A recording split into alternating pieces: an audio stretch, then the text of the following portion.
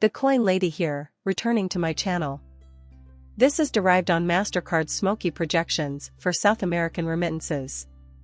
You can see that MasterCard is aware of Ripple, the only cryptocurrency business cited twice for having blockchain-based rails and international money flow, as well as for being selected as the CBDC platform for more than a dozen governments using XRP as a bridge currency here. When XRP launches in Japan, I will be overjoyed. When implemented on all of those Ripple rails, that will have a tremendous impact. However, the question of how exactly they want to use XRP is a common one. Once again, XRP is the most widely used cryptocurrency on the blockchain. Consequently, in regards to their intention to utilize it in any way. According to the numbers, it is the XRP ledger's default payment currency. I agree with you. XRP is fundamental to Ripple's operations once all of those rails are operational globally. On the blockchain, XRP is the money that matters most.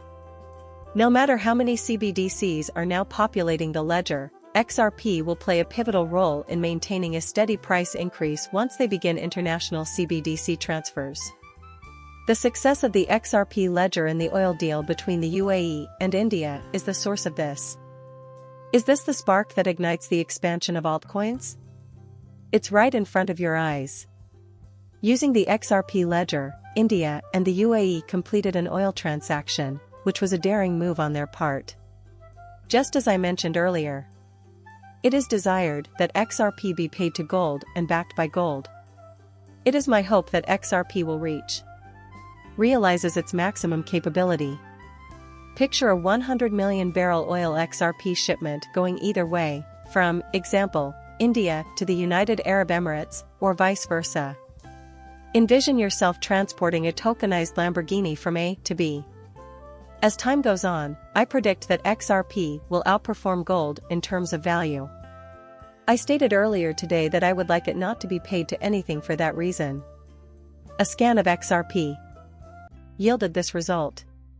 With the closing of 90 million ledgers, the XRP network reached a historic milestone. The community, developers, and operators of the network are all greatly appreciated.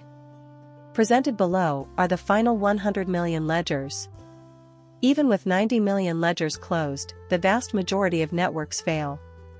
This is a major step forward, and it demonstrates how far the XRP ledger has come. Oh, there's no growth on the ledger, and suddenly these individuals who have been talking about XRP for years are downplaying it. The ledger does not show any projects in progress. Oh, I see. They're not utilizing XRP, but Tether instead. At this point in time, the XRP ledger is expanding at a rate never seen before, and everything surrounding XRP is changing. Holding utility tokens prior to tokenization is analogous to holding gold prior to the buyback, according to Zoom. In 2024, you are present, XRP tokenization of all things seen, inventors, 2.5% early adopters, and 13.5% visionaries. You are currently a part of the mainstream market, the early majority, the late majority, the laggards, and finally the institutions if you are purchasing XRP. Moreover, we are living through a truly unprecedented period, as retail has surpassed institutions for the first time in history and the fourth industrial revolution is taking place simultaneously. That is the true magnitude of this. Tell your friends and family about it, is something I always remind folks. This opportunity will never come again. Those who refuse to participate will be left behind, and those people will eventually be placed on universal basic income. Right now is your time to seize the moment. After that, there's this. A minimum reserve of 12 XRP is required for all new RLUSD accounts. Considering how inexpensive XRP is right now, that might not seem like much, but it could explain why XRP was never intended for retail. I keep reminding myself not to sell the most exclusive and valuable item in the world, and more evidence is supporting my belief. Soon, it will be within most people's budgets, and it will never again be this cheap. As you can see, David Farrick is totally against the idea that 100 million XRP wallets will hold 1.2 billion XRP. Why?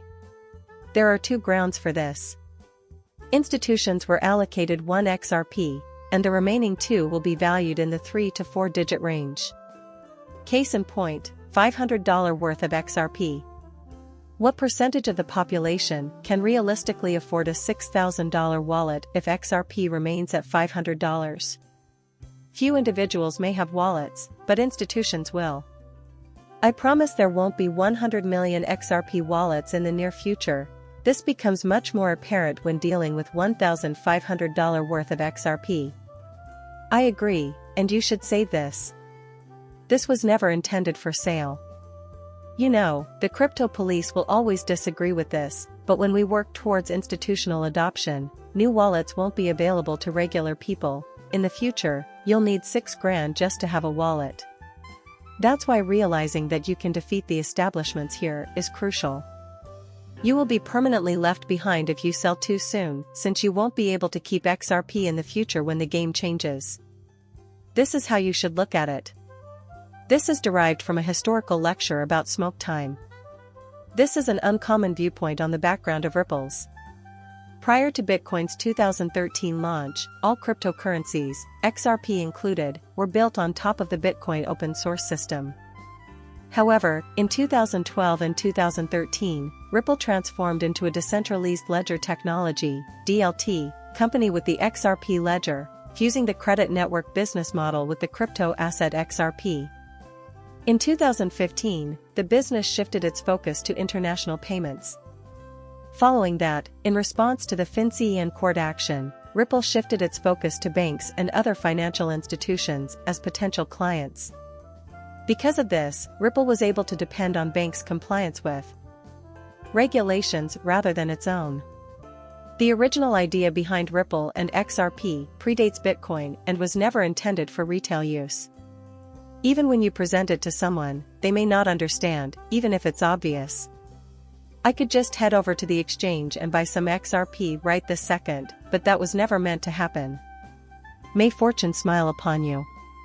You were able to gain XRP as a result, thus it did happen. In yesterday's video, I mentioned that the elites were already aware of the end game, when the lights go out and the new financial system suddenly rises to power. This was known to them since they had observed the developments with Ripple and the emergence of events as early as 2004 years ago. As well as in 2008. A collapse took place. They were taken aback when they saw Bitcoin, the beta test coin, all of a sudden. They were aware that digital money transfers were possible. Their worth could be transferred. The wealthy, however, could not consider Bitcoin as a viable alternative. It must be affordable for them. Effortless, quick, and protected. That is why XRP suddenly became the currency of choice. For that reason, XRP is associated with a number of different central banks. With the new monetary system, XRP will already grow. This was happening early on, and my guess is that retail buyers flocked to XRP when it suddenly appeared on exchanges, even though retail buyers weren't its intended target. Fortunately, digital identification will be available to you in Australia before the year ends. A digital money is thus bound to follow. Here are the pieces, E, A, U, D, and D. Hey there, Vegas man. This is from Briss. Earlier today, he told me this. Instead of dealing with sensitive documents like passports or driver's licenses, all Australians will be able to use a digital ID platform that is considered gold standard on their phones to communicate private personal information by the year's end. As I mentioned before, CBDCs tend to follow digital IDs, or digital IDs tend to precede CBDCs, because the world is becoming increasingly digital and the rise of tokenization is inevitable as we move further into the digital era. As far as cryptocurrency is concerned, tokenization is the wave of the future. Technology is advancing at a dizzying rate, and this trend will only accelerate in the future. As a result, it appears like everything is changing at once. Furthermore, the United States must join this effort or risk falling behind. Our country is already heading in that direction, so it would be no surprise if Trump or Harris were to declare a digital dollar as president. It is certain to take place. What I'm trying to say is that there isn't any other choice. However, as XRP holders, We stand to gain wealth regardless of the outcome. My advice is that you hold on to your XRP for the time being. Keep your XRP in your wallet until its value reaches those lofty 3-, 4-, or 5-digit levels. It will happen. My video's viewers have my gratitude. When you're done, hit that subscribe button and let me know what you think.